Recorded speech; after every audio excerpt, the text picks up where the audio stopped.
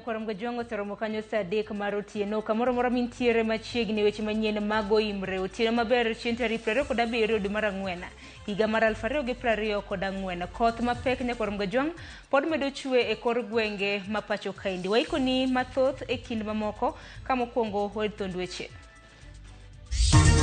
We deeply regret to announce the tragic loss of an additional 6 lives in the last 12 hours, bringing the total to 76. Ji 13 yangi ni osewito ngimagi e bwo seche 12 mokalo e gwenge mopogore pachoka. Kaluwore kod koth mapek ma medo chwe e pachoka. Ikruok moseketo onge nikech pi opong'o gweng'. To nyithindo be pok oikore to sikunde be opong' kaka ka dongo neno ka pi ng'eny. Kata obedo ni sirkal oniano ni sikunde iyawo juma manyien kaka nochan. Penjo maduong' en ni to bende ikruok oket maber. By the time kujifungua nilijifungua peke yangu. Vile nilijifungua mtoto akatoka, nikaita manasi. Mtoto ametoka. But what they responded, they said ni uoga uko nayo. Nonro yango ni thoth mine mapek kalo sand mathoth e lwet jochiw thieth magute thieth mag sirkal.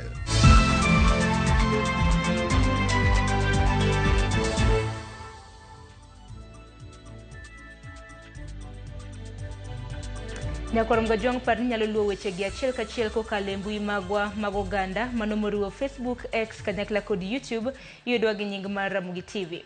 Itudri koda e mbui maga Nyakwara mgajong fan page mara e mbui mar Facebook iyudwa gi nying mar Sharon Ong'ao. Machiegni bed kodwa nyaka giko nyinga Sharon Ong'ao jalno malokon wach nyinge Elizabeth Otieno machiegni. Ji 13 osewito ngimagi e bwo seche 12 mokalo kaluwore koth mapek ma medo chwe e pachoka. Makelo kwan ji duto mosewito ngimagi kaluwore kod midhiero mar oula nyaka ji 76 kaluwore kod jaloso e lo piny owacho Isaac Mwaura. Jopiny koro kwayo mondo lu puonj mag ritruok mosebed kichiwo e kindegi mag koth. Joyce Duor gi ler mathoth. Koth mapek ma medo chwe pachoka medo kelo kethruok mag mwandu ka oganda mathoth bende pio ula oseywero. Koloso Harambe House bore Nairobi, jaloso e lo piny owacho Isaac Mwaura oyango ni kwan jogo mosewito ngimagi nyaka sani ochopo ji 76. Jogo moyudo hinyruok gin 29, jogo mapoko yangi kama gintiere gin ji 19 ka kaunti ma Nairobi ema otelo kod kwan mar jogo ma pio ula osenego. We deeply regret to announce the tragic loss of an additional 6 lives in the last 12 hours, bringing the total to 76 persons. And Nairobi is currently experiencing the highest impact with a significant death toll of 32 Kenyans and 16,909 households displaced. Nyaka sani ringre ji 9 oseyudi tok masira manotimore nyoro e aora makwa Muswi kama oula noywero lori manoting'o ganda manirik dwaro ng'ado aorano. Tayari hapa tuko na miili 7 na kuna mwili wa 8 tumeelezwa tayari unaletwa umepatikana pale kwa mto. Kwa hivyo wale wamepoteza wapendwa wao tunawaeleza ya kwamba poleni sana, tunaomba Mungu awapatie faraja. Wale walikuwa rescued watu 14 na tayari wengi wao wameenda nyumbani, wametibiwa na wameenda nyumbani. Japo tuko pia tunahuzunika kwa sababu tunaelewa kuna watu karibu 10 hapo hawajulikani waliko. Jiadek bende pio ula no ywero odhiambo manyoro ma ochwe onego eschemane gitemo ng'ado aora Tindanda e kaunti ma Machakos. Jiadek goriwo dichuo, min ode kod jirandgi mane rik dok pacho kowuok e chiro ma Yaitha. E kaunti ma Meru, ji 4 osetho tok pio ula ywerogi kai kar dak ma Mathare ringre achiel oyud kawuono. As I speak to you today, our county has had 4 fatalities. We lost 3 people in Igembe South and 1 in Tigania Central as a consequence of drowning. Kaluwore kod sirikal, ji 76 osewito ngimagi ka ute 24,196 pio ula oseywero, gino momiyo oganda 131,450 sani koro dong maonge ute. 24,196 households affected and 131,450 individuals have been directly affected. Jaloso e lo piny owacho Isaac Mwaura omedo jiwo jopiny obed akicha kendo luw chike mag ritruok mipuonjogi kaluwore ni jokor chal mar kor lwasi oselando ni koth mapek medo chwe e pacho ka. Today, the Kenya Meteorological Department has alerted the public to brace for ever heavier rainfall in most parts of the country, especially in the Rift Valley, highlands, west and east of the Rift Valley, including the Nairobi area, southeast lowlands, Lake Victoria Basin, and the coastal region. Residents in all of the mentioned areas are advised to be on the lookout for potential floods, flash floods, and poor visibility. I really want to call upon fellow Kenyans to be careful, not to take this as a joke, because we don't want to lose any more lives. Joyce Odur, Ramogi TV. Nyakoram gajwang medrok mag masiche mikelo gi pio ula pod nene kor gwenge mapachoka kalori koth mapek mapod medo chwe. Jiangwen pio tero mochwo wito ngimagi ka ji mamoko 255 mawuok e ute 67. Oulo daro kaluwore kod koth mapek mamedo goyo kaunti ma Meru. E kaunti ma Kirinyaga, kaunti mabende okong'ere kaka achiel kuom gwenge mabende pio ula muome. Sub-counties duto midhiero mar oula koro onene. Nyaka sani oulo sekelo midhiero ne ute 750. E kaunti ma Garissa, jowuoth mane wuok e kaunti ma Nairobi katimo wuoth ka dhi gwenge mag Garissa, wuodhgi nong'ikore e apaya ma Madogo kochomo gwenge mag Garissa kaluwore gi oula mapek. Koth mapek machwe pachoka pod medo kelo midhiero ne gwenge mopogore opogore e pachoka. En midhiero mokwako gwenge ma hinyo yudo oula kod gwenge mamoko ma ok hiny yudo oula, gima nyiso pek mar koth masani chwe. E kaunti ma Meru, Jiangwen pio tero ka jomoko 255 oulo sedaro, wach moyangi kod County Commissioner ma Meru Jacob Ouma. Our county has had 4 fatalities. We lost 3 people in Igembe South and 1 in Tigania Central as a consequence of drowning. Ouma lero ni nyaka sani familia 255 mawuok e ute 67 e kaunti ma Meru oseyudo achiedh nade mar oula mapek, kama moko bende pi osedaro. We already have a total of 255 people affected by the rains in terms of flooding. We have a total of 67 households which have been displaced, the good number of them being in Igembe Central. Though in Imenti South we also have people who have been affected by a landslide, about 80 of them. Omedo nigi sani gitemo kedo kod midhiero masani oula kelo e kaunti no, kage konyore machiegni kod riwruok mar Msalaba Makwar machiwo chiemo kod mwandu mamoko. Ouma bendo chiwo siem ne joriembo ahinya mag nyamburko mag skunde mondo bed motang' e kindeni michano yaw skunde juma manyien, mondo kik gitem ng'ado olalo kata peini mapio pongo mondo gigeng' masiche. We want our drivers to be cautious. We don't want drivers driving vehicles through swollen rivers. We don't want drivers driving recklessly because the roads are also equally slippery. Let us all take caution and precaution. E kaunti ma Kirinyaga, sub-counties duto oula orocho ka ute 250 oseyudo achiedh nade mar midhiero mikelo gi oula mapek. Maka to bedo ni Kirinyaga ok en e listi mag counties ma midhiero mar oula hinyo monjo. Ifikiapo familia 750 ndio wameripoti ya kwamba wameathirika na mafuriko. All the sub counties zimeathirika. Watu wenye hawajatuambia kama wamekuwa na jambo lolote la mafuriko ni watu wa Gishogo, ndio hatujapata. Moko kuom jodak e county ma Kirinyaga yuak kaka pio ula osekethonegi cham e puothe. Ni maji imezidi na imeenda hadi huko kwa mashamba ya watu na imeharibu mimea na vyakula vya wananchi. Sasa hii mto ikijaa hapa sana inabemba ile mchele tulipanda hapa. E kaunti ma Garissa, jowuoth ne yudo pek mar dhi mbele gi wuodhegi kaluwore kod rach mar peini mikelo gi oula mamwomore. Sisi hatuko Kenya, tuko nchi nyingine, tumesaulika. Kama tunakaa hapa mpaka saa hii hakuna usaidizi na tuko na mtoto. We are stranded here in Madogo. There are nowhere to cross the bridge. Everywhere is flood and we are stranded here from 9 p.m. Yesterday evening. Up to now we are stranded. Magidu totimore ka duol makoro chal mar kor lwasi e pachokai. Okoro ni koth mapek pod biro neno e kor gwenge ma pachokai nyaka chieng' tarik 1 mar dwe mar 5 mar higani. Sharon Ongao, Ramogi TV. Kopogore gi mano, moko kuom oganda makoth odaro e utegi koro ywak ni gionge gi ikruok makare ne yepo mag skunde juma manyien. Kata bedo ni sirikal to niano ni skunde nyaka yaw mana kaka nochana. Limbe marwa e moko kuom skunde masani itiyogodo kaka kar jot ne joma ne oula odaro. Yango kethruok maduong' makoth okelo. Ka penjo maduong' en ni to bende sirikal, jonyuol kod skunde oikore ne chakruok mar tam mar 2 mar somo. Millicent Adhiambo miwa ler mathoth. E skul primar Mananga mayudore Nyalenda B ei Kisumu, skulno mabende gisani pio pongo.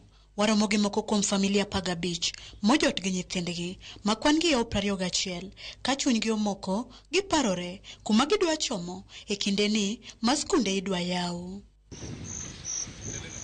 Familia go yango ni kopogore kod manyo kar jot machielo mopogore gi skul.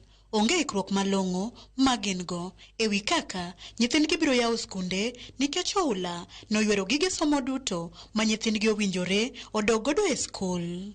Chunya to ne gombo ni mondo gibi gi yepi, but buge gi, uniforms gi, watch gi nyaka bege gi te nie pi te nyaka ongede ga nie pi, nie pi te, mattress nie pi. Yari gimora mora mane oto nie pi oto umo gi te kama. Koro ikruok ma wan go en mani wakwayo church mar Catholic. Koro nyo gi yie miyo wa hall. Koro wadhiye. Odiochieng' ma kawuono mondo wawene nyithindo nafas. Ten mana ni pi noketho nwa gik moko makata buge mag nyithindo mang'eny okethore makaka wadwa yudo buge ka nyithindo donje skul ok wang'eyo. Nyithindo go onge kaka gidhi dok nikech gionge gi buge gi okethore e pi, lewni be okethore e pi. Gilero ni kata ngima nyithindgi mabiro yaw skul e kinde ni mag koth ni matek kaluore kod tuoche ma pi kelo madipoko muoch. To nyithindo be pok oikore to sikunde be opong' kaka ka dongo neno ka pi ng'eny. Koro nyithindo matindo machajo klas 3 jo klas 4 5 gi pod gitindo ma pigni ka gibeti to gituore nikech nyithindo ohero tugo e pi. Koro kata ko yaw skul ni gibiro ka to gitugo mana e pi sama tin malaria ogori kan man soja kacha gibiro kalo kacha mang'eny gidhi osuptal koro somo onge. An water nyithindo duge makota la onge ka pi to osedhi gi lewni. An watim nang'o buk te. An okawo nyaka bath mag nyathi mana an go no te odhigo. Oto muko te. Gikoyo sirikal mamalo kod jotelo mane giyiero mondo chop resgi nyithindgi onyal yaw skunde kod jowetegi mawuok kuonde maula ok oywero. Huku tu hapa hivi na vile manguo zetu zenye tulitoka nayo hatuwezi kuwa na hata na nguo ya kubadilisha. Kwa hivyo tunaomba serikali itusaidie watoto wetu warudi kwa shule. Uniform hakuna, vitabu nayo imezama ndani ya maji. Kwa hivyo tuko na shida sana. Pio simu kuna udi asegedo ndala auchiel. Kech ka dabed gi nyalo dagero block to naonge go koro nagero ga mana semigi. Makata sani mantie. Osemukore makata ka pibro rumo jibro wuok. Okang'e kaka dhi dok. Koro jotendwa mondo konywa. Koro sirikal onego kel yath magi muonyo to bende girit sikul nikech sikul sani otimo pi. Koro gine kaka ginyalo timo kata ka gichoro somo mbele to gichor gi tarige moko. E twak mar yor andika kotenore kod ikruok magin go kaka obila motelo ne yepo mar skunde jatend obila Jafeth Koome oyango ni pek mar koth osemiyo yore koda peini okethore ma ok lure mayot. Koro mano biro kelo dhungruok mag nyamburko kod jowuoth e apeini go ka nyithindo biro dok e skul juma manyien. Koome oyango ni obila kod apisas mag NTSA oseol e konde duto mag apeini kendo kwayo weg nyamburko kod boda mondo bi oti kanyakla kod apisas go e kelo yot e yor wuoth juma manyien. Bende osiemo weg matatu kod boda mondo bi orit chike mag apaya ka giriembo motang' kaka yorno mar ni arita makare ne jowuoth anyato nyithindo mabiro dok e skunde oket nyime. Kata obedo ni magitimore, penjo mantie en ni bende chenro mar nyithindo dok e skul biro chopo kare kaka owinjore kaluore ni koth mapek bende pod medo chwe kaka ne okor kod duol mochung' ne koro futo mar kor lwasi. Millicent Adhiambo, Ramogi TV. Nyakoro Mgajwang' jalup jatend piny Rigathi Gachagua okwayo jopiny mondo bed motang' mondo geng' midhiero mikelo kod oula kaluore gi koth madhi nyime chwe pachoka. Koloso e nyasi mar chako chenro mar konyo joma mine manobaga kod jaod bura malang'ata Felix Oduor. Gashago semo joma temo kalo wi pi mogudore. E wi mano, olero ni sirikal maduong' biro medo kedo kod midhiero mikelo kod oula. To kata kamano, okwayo jopiny duto olu chike moketi mondo geng' masiche mag koth. Jaod bura mar kaunti ma Nairobi Esther Passaris bendo singo konyo jomoyudo kethruok kod lala ma koth medo kelo e kaunti ma Nairobi. Passaris oyango ni ochiwo kuonde nindo 200 mabiro reso familia ma oula odaro. Wa Nairobi na watu ya Kenya pia wajichunge. Hata kama serikali inawasaidia, usiende kujitupa ndani ya maji. Tukisaidiana na serikali, tungangane na hii janga la mafuriko ambaye imetutatiza kiasi fulani. Saa hii tunajua kuna floods nyingi Nairobi. Tunataka kuwaambia tafadhali, mumesikia hata Deputy President akizungumza, musipigane na nature. Kama mumeambiwa muhame. Kama mumeambiwa musivuke mabarabara saa ile kuna mafuriko, musivuke. Tumepata mattresses, right? Na hizo mattresses nimedonate 200 zitaenda kwa Mheshimiwa Jalango ili wale ambao wako na shida watapewa magodoro kwa sababu kila kitu ilienda na maji, si ndio? Kopogre gi mano, komiti mar od bura mamalo mapod dhi nyime kod nonro e wi mbolea mabandia. Koro dwaro mondo jatend migawo mar pur Mithika Linturi ogwetao e wi mibadhi mokwako mbolea mabandia. Kane giloso gi jofwambo e kinde mabende gilemo boma ma Homa Bay kotelnegi kod jaod bura manyando Jared Okelo. Jaod bura go wacho ni jopur mathoth e alwora mar kaunti no noyudo mbolea mabandia ka koso ng'eyo ema omono gi goyo lipot. E kaunti ma Homa Bay mana japur achiel kende ema nogoyo lipot mar nyiewo mbolea mabandia. Kamiti no singo ni gibiro nono wachno maber kendo chiwo duoko makare.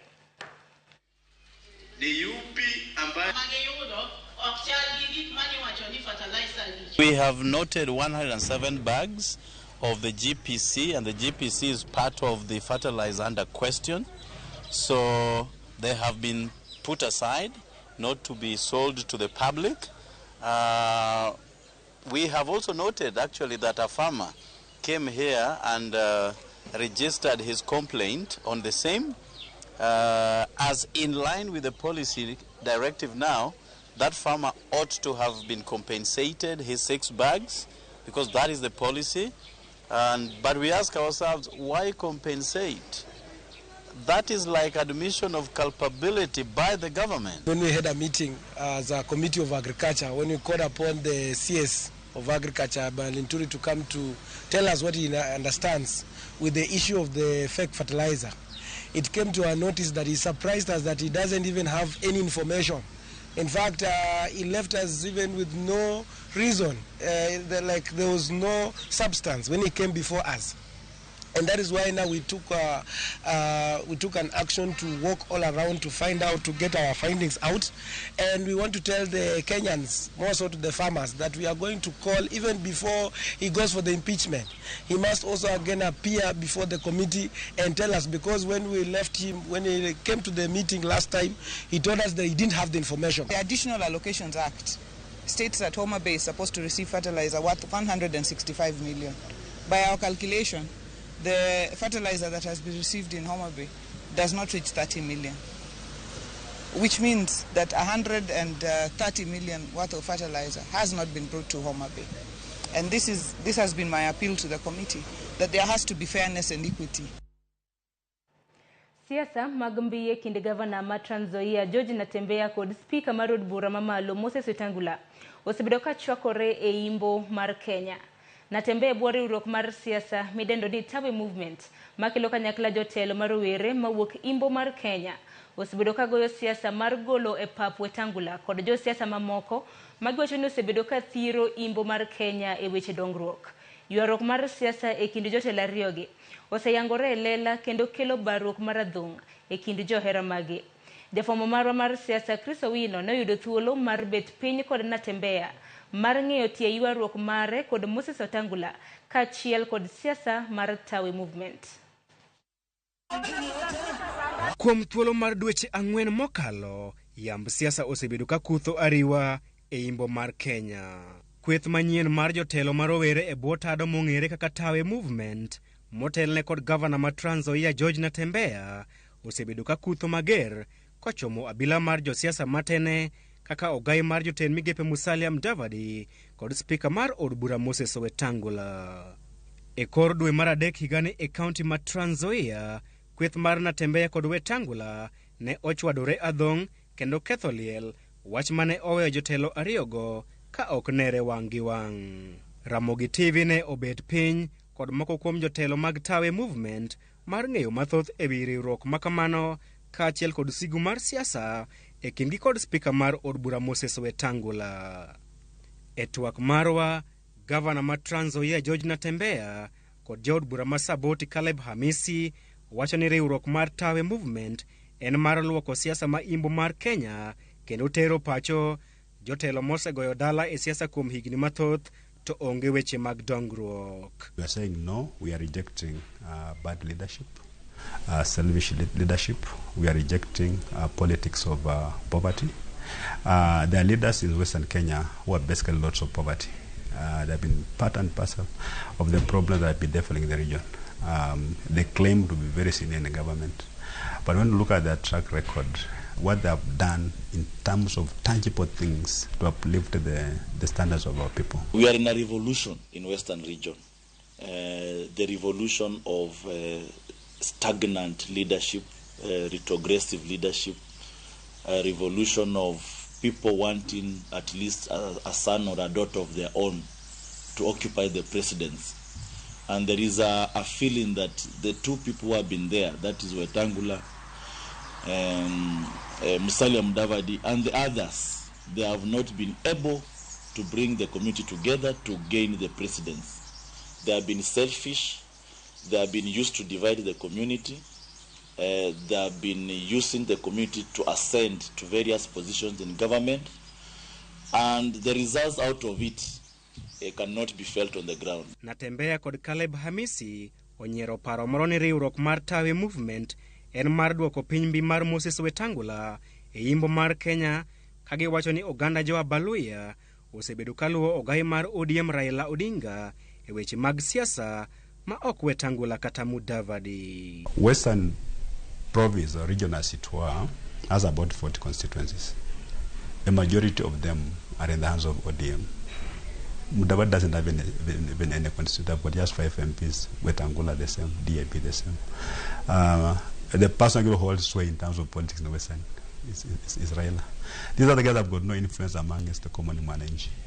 As I said, the governor for Mudavadi is an ODM governor. So you can't really say that I'm trying to grab anything from anybody. All I want us to do is, as a community, we speak with one voice. When you speak with one voice, you are taken more seriously.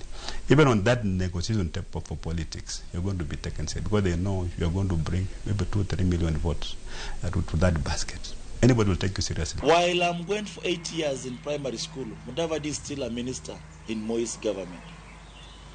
Nothing whatsoever has ever happened in that region where I was born when Mudavadi was a minister. Nothing. I've gone to Starehe. I've finished 4 years. Mudavadi is still a minister in Moi's government. Various portfolios. He even became a vice president of the Republic of Kenya. A vice president. Nobody gets to the vice president without the potential becoming the president. I have finished Starehe. I've gone to teach in a local school for 2 years. Mudavadi is still a minister. Nothing absolutely for the community. Ewi gima omiyo riwruok mar Tawe Movement geto Moses Wetangula kod Musalia Mudavadi, jotelo ariyogo okawo chung' achiel motegno ni oganda jo Abaluya osedong' chien e weche mag telo kod dongruok kaluwore kod siasa marach mag jotelo ariyogo, gino ma omiyo nyaka giwuog e pap kata golgi oko gi thuon. We are saying if you are bad and you know you are bad, Ondoa jam, get out, because there are many other people capable of leading the community. So we want to unite the Western region to speak with one voice. Luyas are second in terms of population.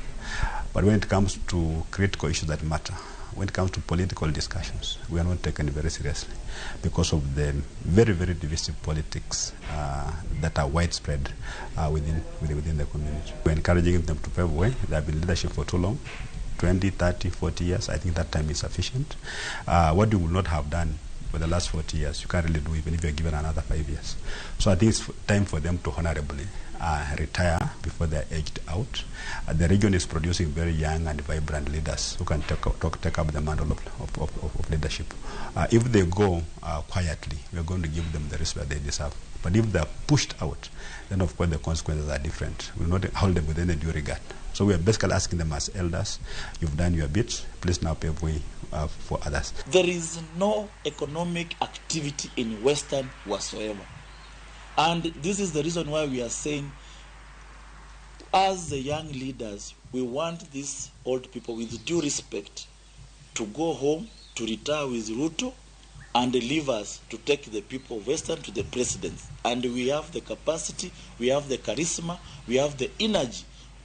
We are charismatic, we are enthusiastic, and we are capability is high to take the people of Western to where they belong. Kata odoko ni oganda jo Abaluhya omako thuolo mar ariyo kuom ogendini man kod ji mathoth e pacho kae, gwenge mag Imbo pok ogolo jachung' motegno e yiero mar tend piny, gino ma George Natembeya kod Caleb Hamisi tudo kod onge ma jatelo man kod chung' motegno kod chia mar riwo oganda jo Abaluhya kaachiel gi yudo sir kowuok e gwenge mamoko. The Luhya people are already united.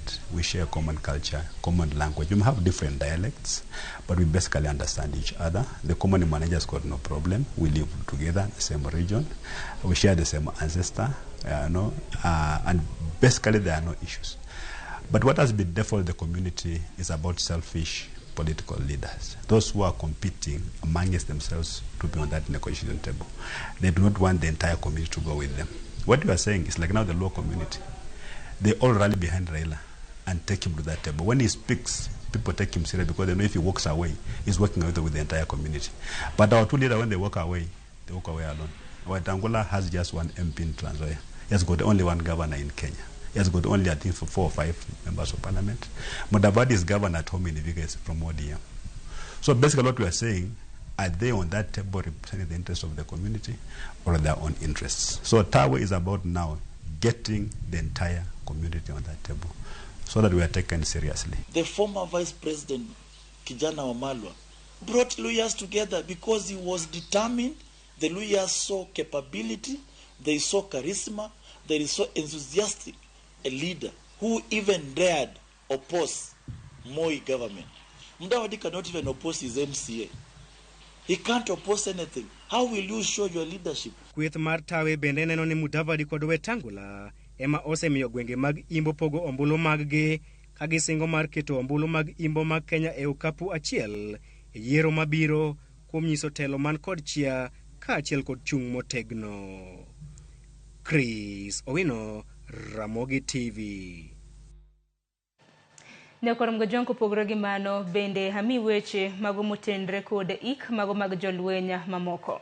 Jotelo mamoko jotelo mawuok e kaunti ma Baringo koro dwaro mondo sirikal otiek kuodhok mogoyo tach e gwenge mag Hoho mar Okak.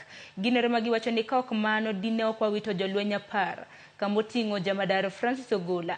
Giwacho magi kinde nyasi mano mar ik mano mar Colonel Duncan Keitany e dalagi mantiere Eldamaravine mane kaunti ma Baringo.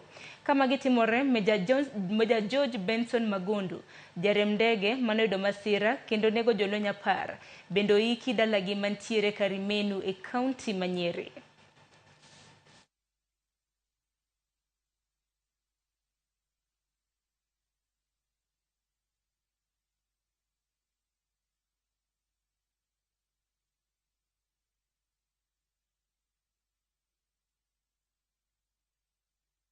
My tribute would be 1,000,000 pages, but I only managed a paragraph. Death hasn't been fair to us at all, because we believe you still had more beautiful moments ahead to share with us. Niliwahi kusoma mahali ambapo alisema anataka kurise to the rank of a 4-star Chief of Defense Forces, which he didn't make it, but let me tell you, he is already promoted to CDF in heaven. Hii kifo itakuwa mwanzo wa kazi ya kusafisha na kuleta amani katika bonde hili la Ufa.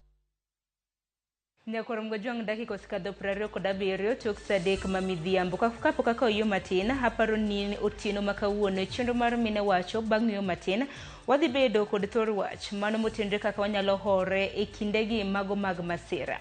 Wang'e ni koth mapek osebedo ka chwe kor gwenge mopogore opogore, koth mabende osebedo ka kelo masiche e pacho kaendi. Wanyalo bedo gi horruok e okang' machal nade. Wantiere kanyo gi wendo mano Loiso Kelo mos chope studio. Ka oyo matin aduogi twak.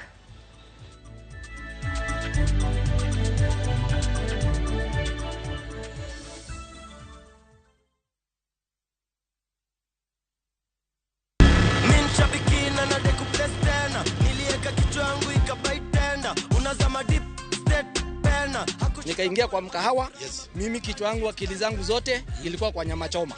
So si kuona bado ina run. Vile nilienda tu kukaa chini na nikarudi kwa simu, nikapata bado ina run. Nilistuka sana na nikakaa shout immediately. Vile niliona hivyo hata nyama nilikuwa nimependa, nilijaribu kutafuna iko ngumu sana. Si kukula tena hiyo nyama. Mimi ni mkulima na niko na projects.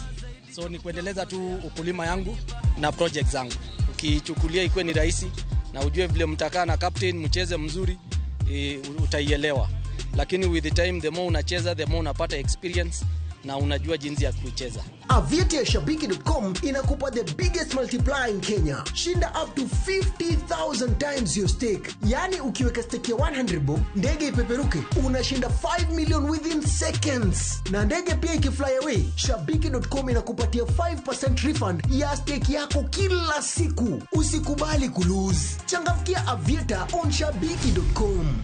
Not for persons under the age of 18. Shabiki.com is authorized and regulated by BCLB license number 587.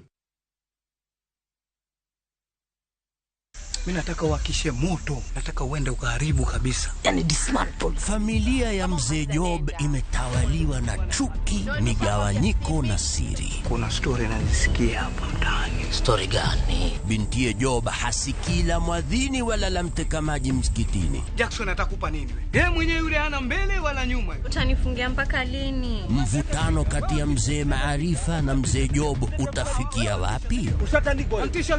Jackson naye asongwa na mawazo chungu nzima. Kisa kama mapenzi hapo ndio nyinyi wakusema love is blind. Yako love is blunder. Niko na big money. Sasa wataniita Big Daddy. Tazama kipindi hiki cha Hila kwenye View sasa. Hila.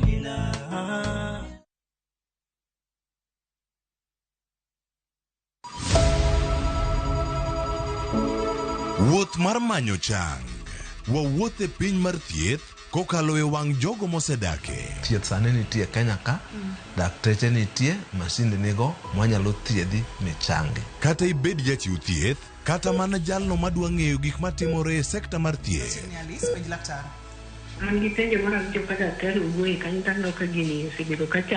Wakolo pat jolony ka wayudo sigana tok kode marochere. Waweuru keto reputation mbele ne ngima mar ng'ato. Ng'eyo matut e weche mag thieth chako gi goyo mbaka. Advice jowani ne uru penj laktar mondo ng'e kuma inyalo konyorie kapok iyumba. Penj laktar. Wuok tich nyaka tich abich, saa 12 odhiambo. Mana e Ramogi TV.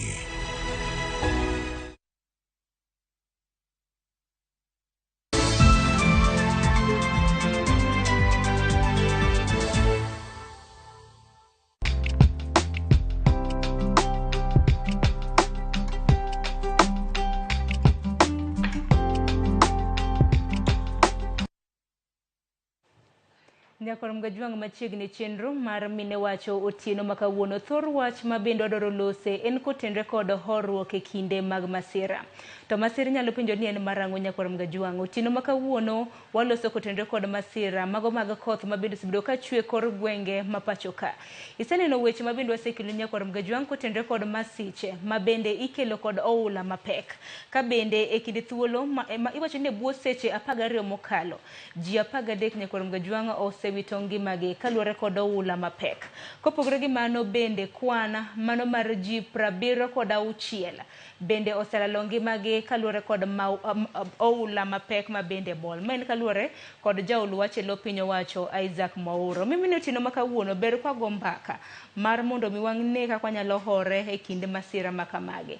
Nikech wang'e ni ji mathoth king'iyo kata mana gwenge kaka mag Nairobi ne neno gik manotimore e kar dak ma Mathare. Ji lalo mwandu, nyithindo mamoko bende, oganda mamoko bende pok oyudo kata mana kuma nyithindgi nitie.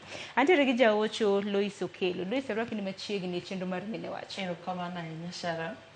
Bende aduoko erokamano kata an be abiro ka awinjo ka aluor matin kech koth manitie oko kanyo ok en koth mayot.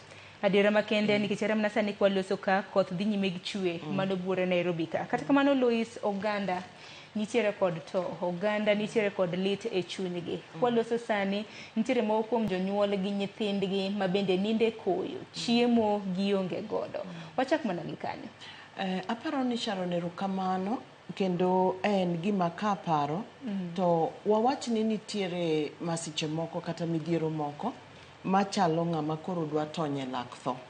To pile pile aparo ni chandruok ma wajabedo gago kaka apano oganda mar Afrika en ni watemo ga ahinya mondo wabed jochir ma koro chopo kuma koro gimoro muomowa kabisa ma inwang' ka koro kata jomoko koro lalo gik moko ma kata ngimagi kata koro lal kaka koro kuom jomolalo gik moko joma utegi koro pi odonje. Wajatemo ga mondo wabed jochir kata watimo kinda nikech wabedo joma niga chiedh nade ma waparo ni onge kama wanyalo dhiye kata okwan gi wahero mako gik moko ma wantiere go kata koro chopo ni koro kame mako no ken kama koro nyalo konyi. So aparo ni nitiere midhiero ma kawachopo kata ka koro ineno kotimre lokacha to nego ng'ato koro mondo temie kung'eyo ni kotimre lokacha tan machiegni gi lokano to obro timre namna kako timre ne ng'ama chielo. Nikech nyaka sani ka waneno wadong' mana gi ndalo awacho mana odiochieng' makinyi kende mano chieng' Jumapil mano motelo ni yepo mag skunde tam mar 2. Neno ka jonyuol bende ojote skunde mopogore opogore kata mana king'iyo gwenge magwa makaluo. Nyaka sani nitiere kamna sigana ma bende jafombo marwa Millicent Adhiambo nokelo nwa kentiere kaunti ma Kisumu. Koro chako gol jonyuol e skunde kitero gi centers. To parni centers makamagi bende jonyuol kantiere gi nyithigi mano bende midhiero machielo ma bende koro jonyuol bende koro kadhe. Nikech ing'eyo gima kelo nwaga chandruok ahinya mana kaka iwinja wacho wahero moko e gik moko kaka koro kene ka nitiere lope moko ma ng'ato neno ni kayo kanyal wuokie to inyalo po kata nitie kamoro monyalo dhi ojotie kata kamoro monyalo loke dak tai kama chielo moko winjore ni okawe to koro loke to timo kode gima chielo. Sani endi kata mna nyithindo onge gimochuna ahinya ka nyathine nitiere skul moro tinwang'o ka skundno kapo ni ang' sirikal bro yie ni bro yawo skunde to ka skundno ineno ka ok en kama ber kata ka nitiere chandruok to ber mondo kapo ni nyathi kalo moloyo sana ka nyathi kali aore kata kowuotho alanda odhi kuma bor koro onego mondo ng'ato kaka thuolo mondo loki to kine ka wan seche moko wajakoni an ni skundno ema ber ema nyithindo kadhe koro nyathi nyalo lalo ngimane kata nyalo hinyo ngimane nikech ikawo nyathi to dhi kala aore to e kinde ma wantiere ni endi nyathi pod nitie skul moro mani machiegni kata obed ni en skul moko winjore kata en skul ma kichako to midhiye cha bende nitie jok manochako manokale gik machalo kamano. Nikech gima mako dhok kata ne jonyuol ang'eni luoro bende nitiere ka nyaka sani kineno kora mana kaka pi oula ywero geche ywero oganda dhi godo to moko kuom skunde bende waseneno makale olalo machiegni gi aoche kopogore gi mano bende nitiere pige kata mana pi mamuomo kaluwore kod siem ma bende Red Cross nochiwo pi kosechopo inches 6 ok onego bed ni ikadho kata gi nyamburko. Nyithindo bende geno mara ni bro bed ka imiyogi luth ging'anena ni pi otut marom nade nikech skul to bende owach ni piny wacho ni skul tibo mna yaw gima mabiro to kene ka ongeni nitie kamoro ma kawachope Sharon aparo ni mane gima nabiro go iwi ahinya kaparo ni nitiere kama kichope to sirikal ing'eno kodak e dala ng'ato sirikal en sirikal to koro iniwuone ma koro nyaka ing'i ni chandruok mane ma antiere go ka to anyalo konyora nadi kolure gi chandruok gi midhiero mantiere go kane. Nikech kata kidhi jote skul, ing'eni nitie seche moko ma inyalo we skundno tidhi manyo kata mana watni moro mantie mabor, to e kinde ma kamagi ok apar ni nitiere ng'ato manyalo riembo watne kobiro nikech pi odaro gi kamoro. Mar ariyo, ing'eni wasebedo jok ma bet ok ang'eyo to wachalo joma ochayo chwech Nyasaye gi kaka Nyasaye timo gik moko. Nikech awacho ni kata kama dakie nitiere gima kisungu luongo ni downstream. Nitie jomoko manonyiewo plode go eko. To chutho pi koro nosebiro ma nitie joma pi odonje utegi. To ka ng'ato ka kuom adieri kata ka ng'ato ne nyiewo lono, tinyalo neno ka en ya ling', en kamoridore. To ok ine kapok ne koth ochwe higni kata mana bich moko mokadhogo, pok koth ochwe makamano. To ka koro seneno ni mae e chandruok manitie, to pod waonge gi gimoro mar ni wakawo gimoro ka agent to wariwre, to waneno ni kaka en oula, to nitie kamoro ma wanyalo bare oula ni madhi. To mondo ng'ato chiwe kata lowo, kata mana lowo mar mita achiel, inwang'o ni en gima tek. So wanie kinde ma onge ng'at manyalo kawo chandruok ni mapek ahinya, mak mana ni in iwuone ma koro ineno ni an koro chopo kama koro en lak tho, to onego koro akaw chir, abed jachir. Ting'eno oganda mamoko kata mana kaka iwacho Lois, pok okawo kata mana okang' makamano nikech siem kinde ka kinde ichiwo gi jotelo. En mana ni ka jatelo nyisi ni idar kuma intiere tidhi kamachielo. Ing'eni bende nengo mar ngima bende tek. Samoro en lowo mane inyiewo, igero kata mana odi moro kanyo. Kineno kata mana gwenge mamoko bende kaunti ma Nairobi gi Machakos. Ineno ka ng'ato ok dwa dar kata mana e ode ni orito mwandu. Bang'e masira kotimore to en ng'at matho. Wan ja-Afrika paro ni nega gi chir moro, en chir mar Jalusimba, Sibuor. Tinwang'o ka chirni, mana kaka iwinji wachono, lure gi mwandu manoketo kanyo, to kod achiedh nadi, to kod paro ni pod otema. Ochal ng'ama kio yie to neno ka yamo pek. Wan gi kido machalo kamano. Ni watemo ga manyaka koro chup kumo muomo kabisa. Donge neno ka gino timre Sharon kata mane wach tuo. Inwang'o ka mondo mi ng'ato dhi kata mondo dhi ochop kama koro dhi ir daktari kata jalony. To koro chopo kama koro ang'o? Koro gino koro mere. Eka koro dhi.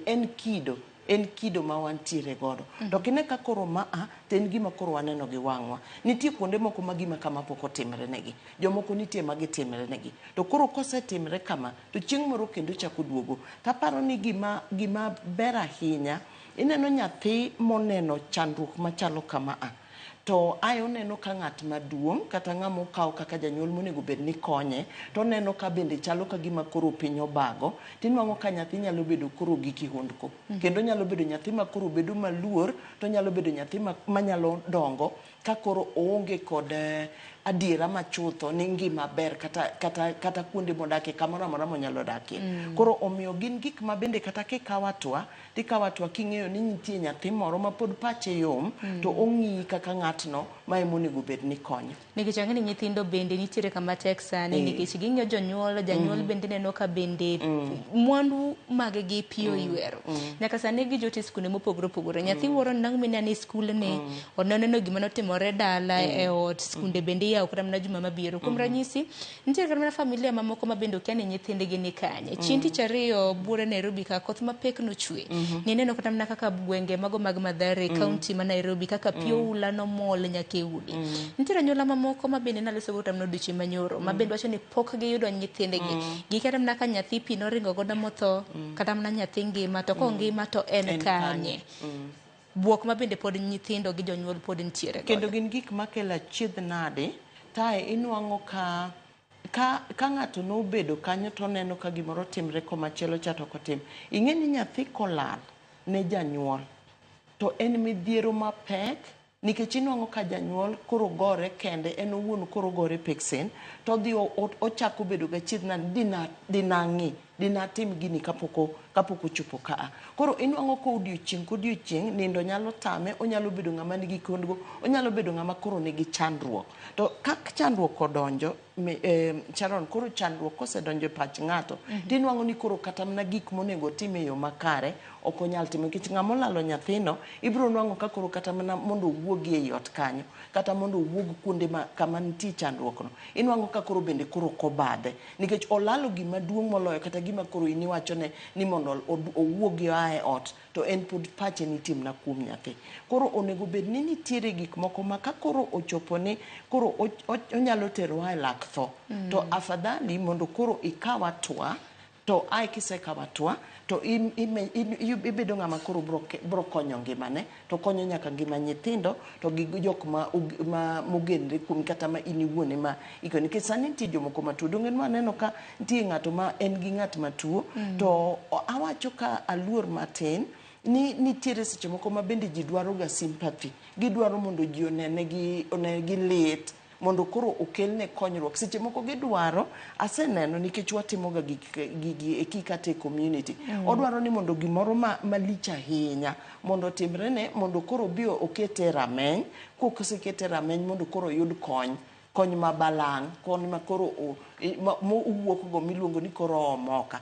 Nikech oneno ka ng'at machielo bende notimne kamano, to ok ber nikech in inyalo po ka okomi rameny ma kingima. To bende gimiloseno, nikech ang'eni director mar Ranyisi ne wadong' gi matin e dakika 4 mar tieko twak ma kama.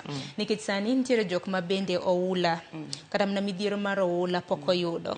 Koro gi take advantage, mano gi dho ngere. Sama idhi tim pok mar chiemo ne nyithindo, jonyuol ma bende pi odare miechegi. Nineno kata mana kaka mine moko madongo wacho ni ok ginyal yudo chiemo nikech ilaro. Gin gidongo gitiyo, ginyal laro chiemo ma kama. To nitiere moko ma bende koro take advantage. In sawa, odi samoro nitiere gi mwandu gi onge midhiero moro amora miyudo tidhi laro chiemo gi jomoko. Kopogore gi mano, Lois, bende losane kotenre kod kwan mag jogo eko ma bende osetho. Nikech nyaka sani, kaluwore kod jaol wach e lo piny owacho Isaac Mwaura, odiochieng' ma kawuono ochiwo ripot ni chakre na koth chak chwe, ji 76 oselalo ngimagi. To mok kwan matin, to par ni koth pod medo chwe, dul makoro chal mar kor lwasi wacho ni pod obro medo chwe mapek nyaka chieng' tarik 1 dwe mar 5. To mano mana moko kwan, nikech nitie moko ma oko kwan, kata nyithindo moko modak e gini. Koro en gima aseneno, nikech ok en gima wendo, ni jomoko nitie ma kamoro amora ma nitie kony, to dhiye kata en owuon ok odwar kony. Kamoro amora mipoge chiemo to gidhi, to sani wachopo, Sharon, ma chalo ka gima dhano osebedo ng'atno ma koro dwa kawo kit le. Koro inwango ka kata ng'at mati ma hike koro niang' okobadhe. Emomiyo iwinjo ka wacho ni yani, e kinde ma wantiere ni, ng'ato koro nego ng'e ni adwa konyora nadi mondo ageng' masira machalo kama kik yuda, nikech kata koyuda to seche moko kony maparo ni ibro miyano, kata kony mibro kelno, seche moko an awuon ok abe yude. Nikech nitie joma kata mana sani nwaseng'eyo ni gitiyo nyaka gi kony momigigo e yo moko winjore to gin jotelo. Erokamano ahinya. Kotieko wach kata mana thor wach marwa otieno ma kawuono kaluwore gi chenro mar mine wacho, wach mogik debe dang'o, nikech ang'eni nitiere jonyuol ma nyaka sani nyithindo bende mantiere gi buok, trauma. Nikech ka koth medo chwe gi kata mana chal gi janyuol lawachiel ma bende ni hepo kata mana ni ringo godo, ema pod nitiere godo. Nyithindo tuore, suna ni kanyo, koyo bende nitiere, onget onge. Wach ni mogik ne jonyuol maket kod mago debe dang'o. Wach mogik, Sharon, da wach mana ni onge gima tek ahinya mok nyal yud kakikonyo. Ka pod ji nitie modak, nikech pod wan gi kuonde kata mag konyruok, kata jogo ma pod nigi chuny mar konyo. To nyathi, gima ber naga gi nyathi, ni nyathi kowachne wach mopimne gimomiyo chandruok obiro, to nyathi en ga ng'ama winjo wach, kendo nyathi ok en ng'ama keto gimoro e pache kaka ng'ama duong'. En gima wachnene mokaw, to onyalo bedo go konyruok. To ka nitie thuolo, to nyithindo makamagi inyalo chopgo kuonde jogo manyalo konyo, kata manyalo hocho kata ahinya e kuonde mag lamo. Ang'eyo ni nitiere joma ng'eny, kata nyathi ng'eni kata kolamne, ting'e nong'e mna ni nitie ng'ato mong'eyo ni en gi chandruok kendo nitie ng'ama pare. Erokamano ahinya Luis Okela, goni erokamano kuom chopo nikech ang'eni bura Nairobi ka bende koth chwe, oula bende nitiere, to bende ritri kidok e ot. Erokamano ahinya kuom bedo kodwa. Erokamano ahinya ne nyikwa Ramogi Ajwang' otieno ma kawuono bende walwana milome ma bende ichiwonwa, bed ni ichiwonwa gi jotelo, duol makoro chal mar kor lwasi, walugi mar mondo mi warit ngimawa nikech kwan kinyisowa ni kwan mago mag oganda 76 osewito ngimagi kaluwore kod koth mapek ma pod chwe, to duol makoro chal mar kor lwasi wacho ni koth mapek pod igeno chwe mare nyaka chieng' tarik 1 dwe mar 5. Waritri ahinya motelo bende ne yepo mago mag sikunde. Kata kamano akaw yo matin aduogi weche moko manyien mane chenro mar Oimore, kik di mabor.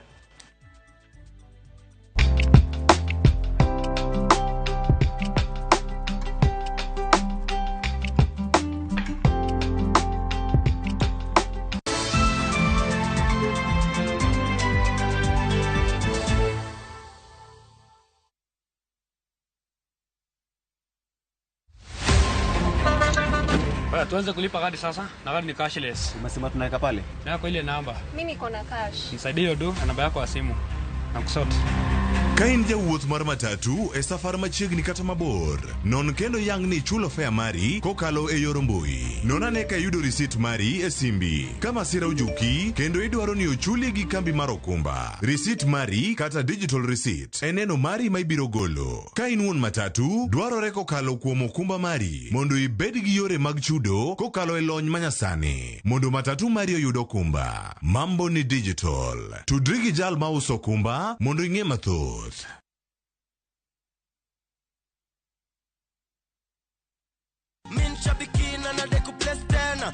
Mimi naitwa Anton Keremi Jacob. Nimetoka Ngong.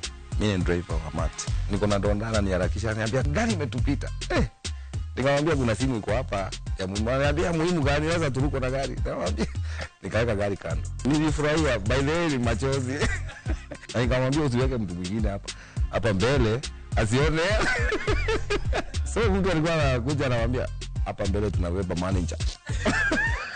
Nilikuwa nataka kufungua ka business, kuna wife wako home, hata yeye atoke kwa nyumba sasa tupatanange jioni.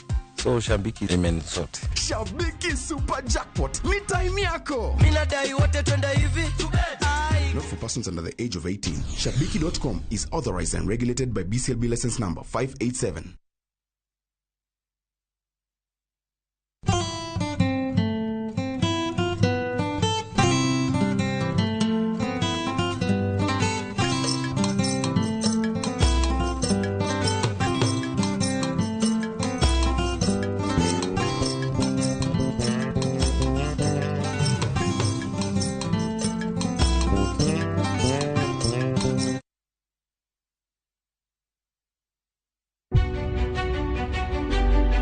Chakre kinde mosekalo nyaka e chuny ngima ma pile ka pile. Tiprosa dawa iwacho neria marach kendi dwa hewe kendi riambo moingo dawi. Wuoth kodwa sama wanono sigendni mabeyo mag gwengewa. Ng'e ber kod rach, mor kod kuyo ma ng'ato nyalo yudo e wuodh ngima. Asai mama. Nasikwiri ni okan mama ukicheki lunga gi nyingno ero. Mama nyisi. Riuri kodwa mondo wane sinema mabeyo ahinya ma owinjore wawinj kendo wamorgo. Kendi ng'eno wono sipi mabeyo. Lakini nitie kuma kete mani. Winam Cinema. Jumapil, saa 2:15 otieno kod saa 4 otieno. Kik bai.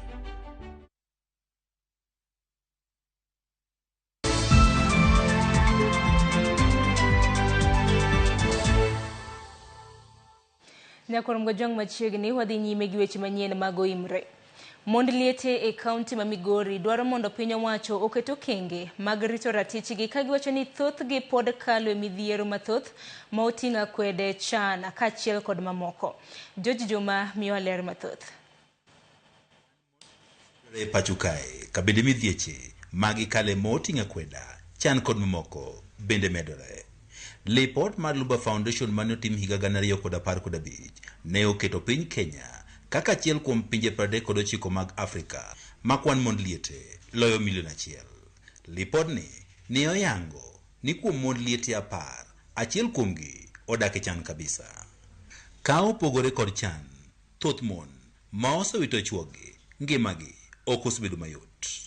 Thothgi nitiere kod lit e chunygi nikech midhieche ma gisekaloe kod mago ma pod gikaloe. Yudo ni chi liel nigi duol onge.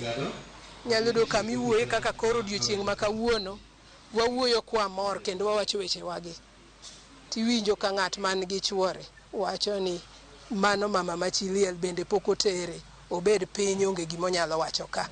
To mani yudo kochakre dala. Ng'at madwa ni mondo isud kode machiegni, kata mana mon man gi chuogi ochawa, inyalo mi puodhi nyalo dhi doka malich kabisa, to pesa mimi to tin ma ok nyal konyi.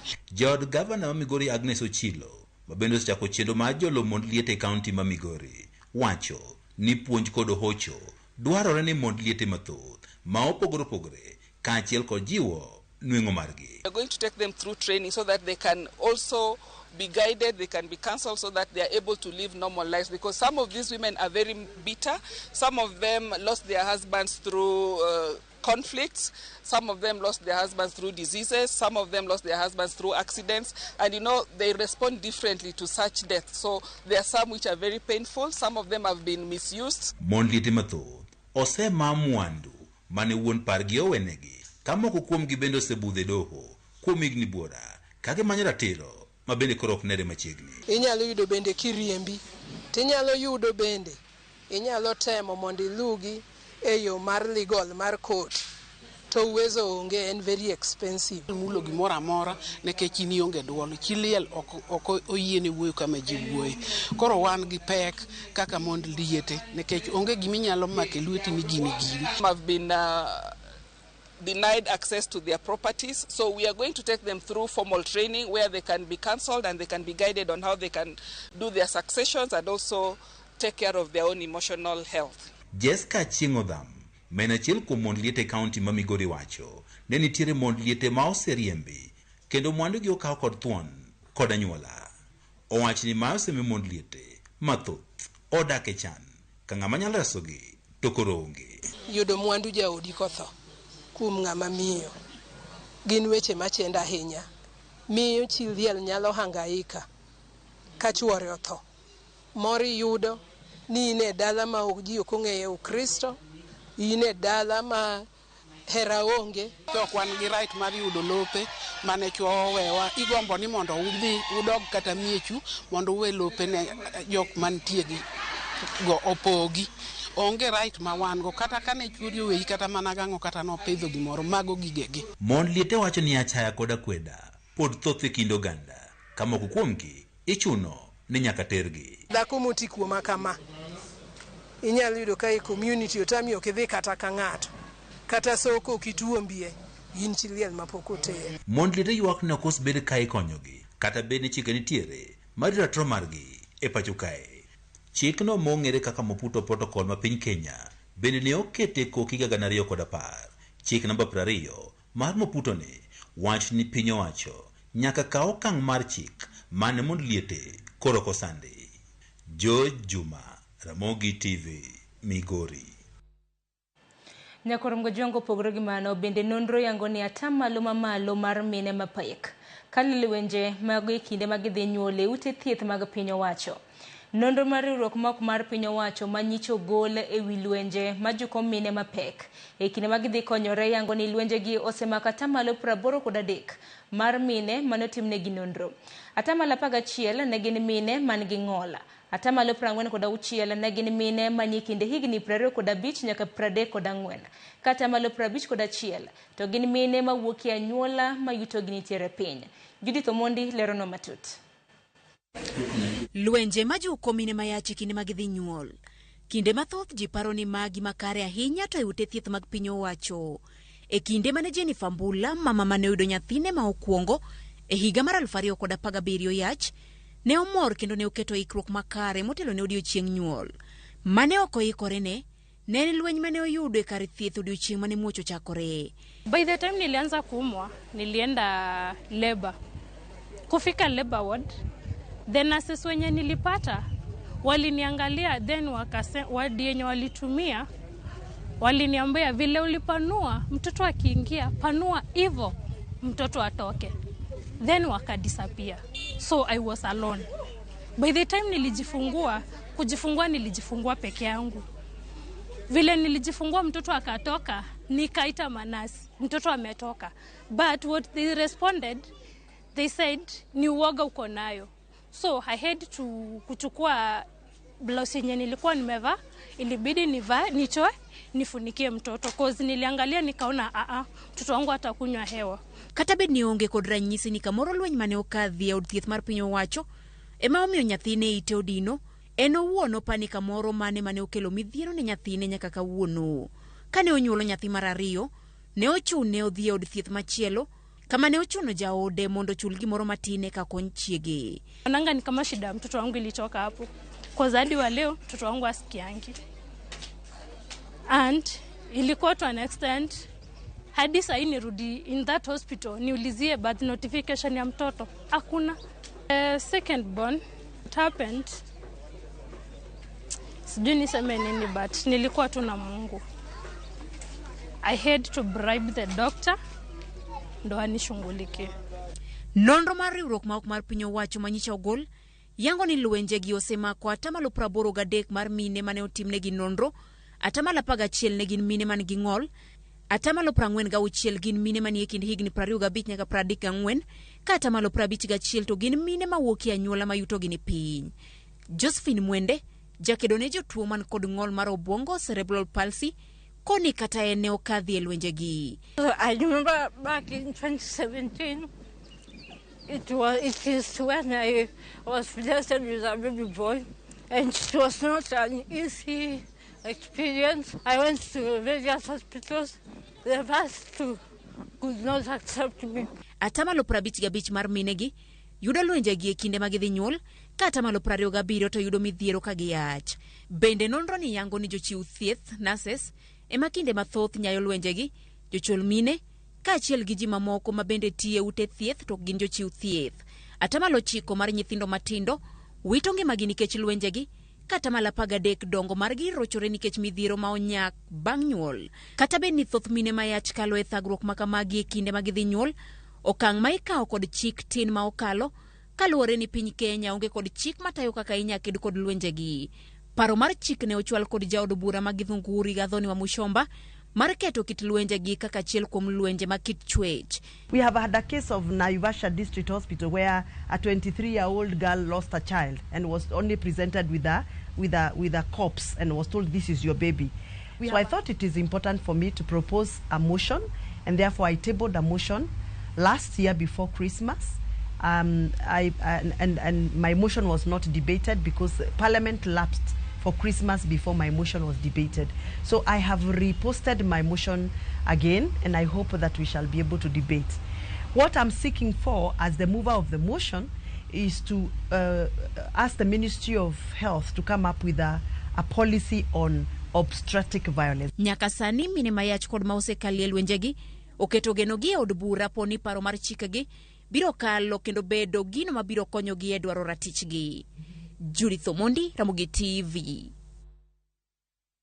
Nyakor mgojwangu na doko wach malita inya. Kopogre gi mano kambi mar okumba mar Direct Line odiochieng' manyoro no yango chenro mar chudo ma ok ti kod pesa chinga e nyamburko mating'o jowuoth. Chudo no mitimo e yor simbo ng'we yamo biro konyo e ng'eyo adiera e wi jowuoth ma nyamburko no ting'o. Kinde dwaro chudo kuom kembe mag okumba ponono ni nyamburko yudo masira mar apaya. Ma bende biro konyo weg nyamburko mating'o jowuoth e yudo 100% mar chudo ma jowuoth ochulo, kaluwore ni omenda duto biro donjo e account mar wuon nyamburko.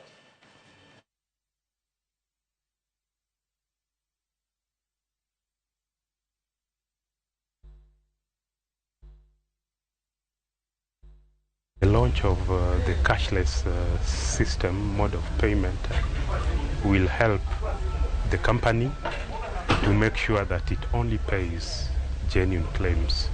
It will also help the transporters, the operators, to ensure that they take data of all the passengers who are boarding their vehicles, which make it easier for identification when an accident occurs. The year 2023, we paid 3.3 billion worth of claims. Out of the 3.3 billion that we paid, a good percent, roughly 30% of those claims are not genuine claims. We have no business to pay those claims. Going by the industry, and you guys know the industry very well, if the situation persists, I don't think there will be any insurance company that will be able to underwrite PSV. Na pia kwa abiria, mara kwa mara wale wengi wetu tumetumia matatu. Tunajua kwamba watu wakiwa kwenye gari ama kwenye usafiri huwa na wasiwasi wakati wanalipa kwa sababu ya nauli. Wakipeana pesa, makanga ameshuka gari, anaondoka, unashinda ukifuata, utaki kushukia njiani, haujui kama atapotea na pesa zako. Kwa hivyo itakuwa rahisi.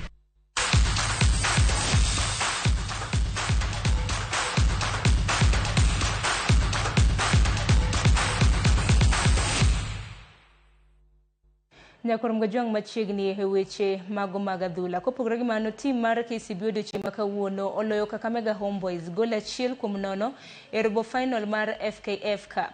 Jatugo Danson Namasaka ema noloyo ne KCB e dakika mar 59. E robo final machielo, Police FC nodiemo Sofapaka gonde 4-0. Gonde manologi David Okoth, Samuel Onyango manoloyo 2 kod Marvin Nabwire mabende noloyo. Danson Chetambe Namasaka baada ya